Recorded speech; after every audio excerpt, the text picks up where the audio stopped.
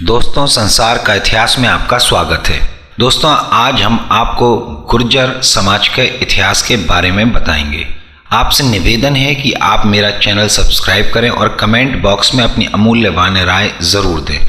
तो दोस्तों, जिस तरह से हमारे गुर्जर या गुज्जर के बारे में सुना है, तो क्या आपको इनका इतिहास पता है? अगर नहीं तो वीडियो पूरा देखें। गुर्जर समाज प्राचीन एवं राज्य करने वाले समाज में से एक है। गुर्जर अभिलेखों के अनुसार ये सूर्यवंश या रघुवंश से संबंध रखते हैं। प्राचीन महाकवि राजशेखर ने गुर्जरों को रघुकुल तिलक तथा रघु ग्रामीणी कहा है। 7वीं से 10वीं शताब्दी के गुर्जर शिलालेखों पर सूर्यदेव की कलाकृतियां भी उनके सूर्यवंशी होने की पुष्टि करती हैं। राजस्थान में आज भी गुर्जरों को सम्मान से मेहर बोलते हैं, जिसका अर्थ सूर्य होता है। कुछ इतिहासकारों के अनुसार गुर्जर मध्य एशिया के कॉकेशस क्षेत्र, अभी की अर्मेनिया और जॉर्जिया से आए आर्य योद्धा थे। संस्कृत के विद्वानों के अनुसार गुर्जर शुद्ध संस्कृत शब्द है, जिसका अर्थ शत्रु का नाश करने वाला अर्थात शत्रु विनाशक होता है। प्राचीन महाकवि राजशेखर ने गुर्जर नरेश महिपाल को अपने महाकाव्य में धाड़ता गुर्जर कहकर संबोधित किया है। गुर्जर मुख्यतः उत्तर भारत, पाकिस्तान, कश्मीर, हिमाचल और अफगानिस्तान में बसे हैं। मध्य प्रदेश में भी लगभग अधिकांश इलाकों में गुर्जर बसे हैं और चंबल, मुरैना में इनकी बहुलता है।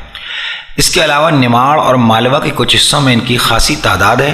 भारत का गुजरात राज्य, पाकिस्तानी पंजाब का गुजरांवाला जिला और रावलपिंडी जिले का गुजर खान शहर, आज भी यहाँ गुर्जर रहते हैं। गुर्जर लोग पहले राजस्थान में जोधपुर के आसपास निवास करते थे। इसी कारण लगभग 6वीं शती के मध्य राजस्थान का अधिकांश भाग गुर्जरना भूमि के नाम से जाना था। मुगल काल में गुर्जरों ने आक्रांताओं से बहुत की जोरदार तरीके से लोहा लिया और लगभग 200 वर्षों तक भारत की भूमि को बचाए रखा। अरब लेखकों के अनुसार गुर्जर उनके सबसे भयंकर शत्रु थे। अगर गुर्जर नहीं होते तो भारत पर 12वीं सदी से पहले ही अरब का अधिकार हो जाता। 12वीं सदी के बाद गुर्जरों का पतन होना शुरू हुआ और ये कई शाखाओं में बढ़ गए। गुर्जर समुदाय से अलग अलग हुई जातियां बाद में बहुत प्रभावशाली होकर राजपूत और ब्राह्मणों से में भी जा मिली। बची हुई शाखाएं गुर्जर कबीलों में बदल गईं और खेती और पशुपालन का काम करने लगीं। कालांतर में लगातार हुए आक्रमण और अत्याचार के चलते गुर्जरों को कई स्थानों पर अपना धर्म बदलकर मुसलमान भी होना पड़ा। उत्तर प्रदेश, हिमाचल और जम्मू कश्मीर में रहने वाले गुर्जरों की स्थिति थोड़ी अलग है। यहाँ हिंदू और मुसलमान दोनों ही गुर्जर देखे जा सकते हैं, जबकि राजस्थान में सारे गुर्जर हिंदू हैं। दूसरी ओर पंजाब में धर्म की रक्षार्थ कुछ गुर्जर सिख भी बने। 6वीं सदी के बाद गुर्जरों ने अपनी सत्ता कायम की। 7वीं से 12वीं सदी में गुर्जर अपने चरम पर थे।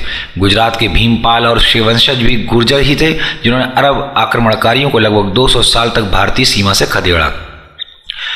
भीनमल गुर्जर साम्राज्य की राजधानी थी। भरूच का साम्राज्य भी गुर्जरों के अधीन था।